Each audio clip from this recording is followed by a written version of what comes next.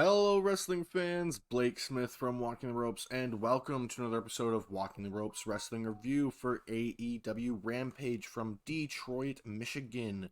To open the show, we had the AEW Royal Rampage. Hangman Adam Page and Powerhouse Hobbs start out in the red ring.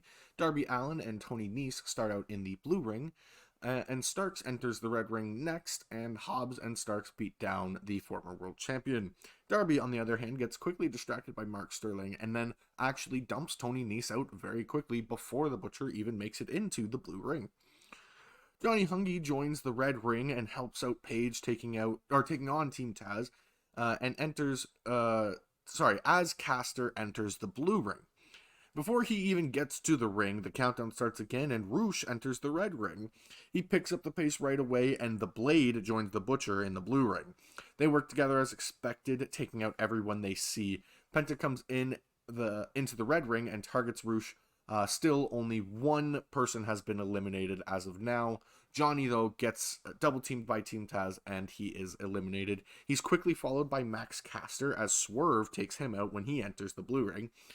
He's followed by Lee in the red ring, and Matt Hardy enters the blue ring, and Dustin follows him into the red ring. The rings are really, really filling up now as there is not many eliminations. Roosh and Penta eliminate each other as Frankie Kazarian enters the blue ring, and the Butcher and the Blade eliminate Matt Hardy, and Dante then joins the red ring and targets Team Taz. Takeshita joins the blue ring, and he picks up the pace, throwing everyone around. Frankie gets eliminated by the Butcher and the Blade. Brody King is the last entrant in the red ring, and the last in the blue ring is Orange Cassidy. Dante gets eliminated by Brody, and Team Taz eliminates Dustin. Butcher and the Blade follow it up by eliminating Takeshita, and Swerve turns on Orange and eliminates him. Lee then eliminates Hobbs, but he hasn't learned from Swerve eliminating him. Starks takes him out right afterwards. Butcher and the Blade eliminate Swerve, and Starks gets taken out by Hangman, and he is quickly taken out by Brody as well. Brody is the last man in the red ring, and Darby quickly eliminates the Butcher and the Blade, and he is the last in the red ring. Brody tosses Darby around into the other ring, and they brawl to the apron, both going over the top rope. Brody then locks in a sleeper hold and drops Darby for the win. He will face Jon Moxley next week for the AEW Interim World Championship. My WTR scale for that was I think that's a fantastic match. And my standout performer for that show, or for that Battle Royal, was Darby Allin. Alex Marvellous talks to Hook and says, Hook seems to just kind of go with the flow. And Hook gets right in his face and says, people don't think anything essential is invisible to their eyes. It was a little bit weird what he had said, but I really enjoyed it. I think we're getting a little more character to Hook, and for my WTR scale, I gave that a good. The Young Bucks take on Hirooki Goto on Yoshihashi.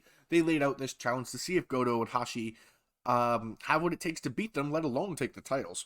Nick and Goto start out, and Yoshi and Goto get the early advantage, but the Bucks don't let it last as they come right back, and Nick goes flying over the top ropes.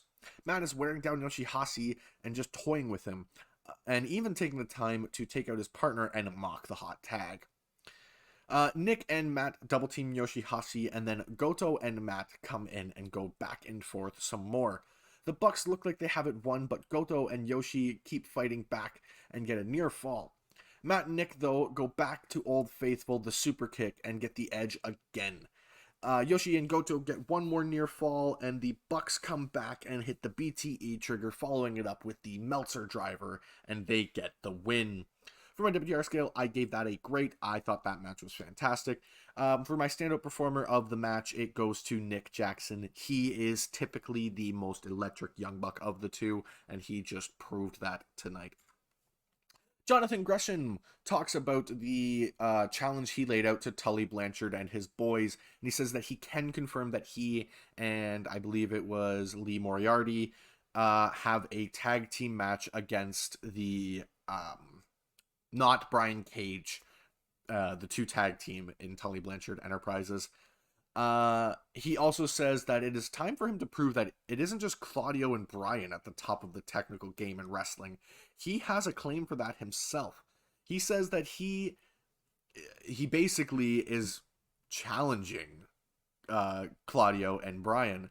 Could we be building to a potential Jonathan Gresham versus Claudio Castagnoli versus, if he's able to go, Bryan Danielson in the main event of Death Before Dishonor? I would love to see that, because if we're getting that, give me the build every single day, every single week. I need it. I need it. This would be the best match possibly of the year, if not 2020, the 2020s, because my God, it'd be epic. For my WTR scale, I gave that a great. I really, really hope that is where we're going, if not just a Gresham versus Claudio, because amazing. Mark Henry talks with the main event contenders, and Nyla says tonight there is a high chance of a storm of bullshit, and Toni is coming in on her territory, and tonight she's going to step her down a peg. Toni says tonight she will walk through Nyla and be right back to challenging Thunder Rosa for the title. And I think that's exactly where we're going. I wouldn't be surprised if Toni ends up taking the championship off of Rosa the second time she challenges. For my WTR scale, I gave that a good. I'm really looking forward to seeing what we're doing next. And speaking of next, the main event, Nyla Rose versus Toni Storm. And Nyla does have Marina Shafir in her corner. Nyla starts out strong, controlling the start, and Toni comes back with some hard shots and but gets knocked down by Nyla, who keeps on pounding her, and Shafir helps out Nyla, dumping Toni to the outside and then allowing Nyla to send her flying into the steps. Nyla goes back to send Toni into the post, but Toni stops it and starts to fight back as they head into the ring. Nyla goes for a cannonball dive, but Toni moves and hits the hip attack, and then takes out Shafir, and Nyla outside as well. Back inside now, Toni gets a near fall and tries to keep the pressure on, but they go back and forth and pull off the top turnbuckle, and I was a little surprised to see that happen.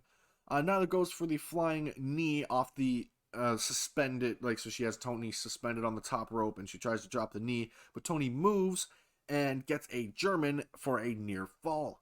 Toni kicks Shafir off the apron and hits a spinning DDT, and she follows it up with a spike DDT, and that actually gets the win. After the match, Shafir and Nyla jump Toni, and Thunder Rosa comes out to make the save. They kind of stand shoulder to shoulder and share this kind of mutual respect sort of grin. And it seems like we might be building more towards that match. We do get confirmation that we will have, I believe it was on Twitter or something, Nyla Rose, Marina Shafir versus Toni Storm and Thunder Rosa on, I believe it was Rampage or Dynamite next week. I'm looking forward to that. For my WTR scale, I gave this match a great. I think they are doing fantastic things with Toni Storm, and I hope they are putting the belt on her soon. And my standout performer of the match goes to Toni Storm. She absolutely killed it. And my overall for the show, I gave it a great. I think that there was a lot of building going on now that we have finished Forbidden Door. We finished Blood and Guts. We had to start building some new stories. We had to start building up new things. My segment of the night goes to Jonathan Gresham for doing just that. He is hinting at some kind of bigger match, and I can't wait to see what it is. I'm looking forward to that eventual Best in the World match. It just kind of sucks that we're not going to have the obvious CM Punk in that match, because he has a claim to that name as well. My match of the night goes to the Royal Rampage, and it's nothing against the two matches on the card. That match just had it. It was 20 men going hard. It was fantastic. My performer of the night, it goes to Darby Allin. The guy literally started number 2 in the Red Ring, goes all the way through, completes to the final 2, and he almost had it. If there was a few more moves, he might have had Brody King off of that apron. But that is all for this episode of Walking the Ropes Wrestling Review. Thank you all for dropping in. If you enjoyed, make sure to like, subscribe, and hit the bell icon to get notifications whenever we upload a video. And I will see you in the next one.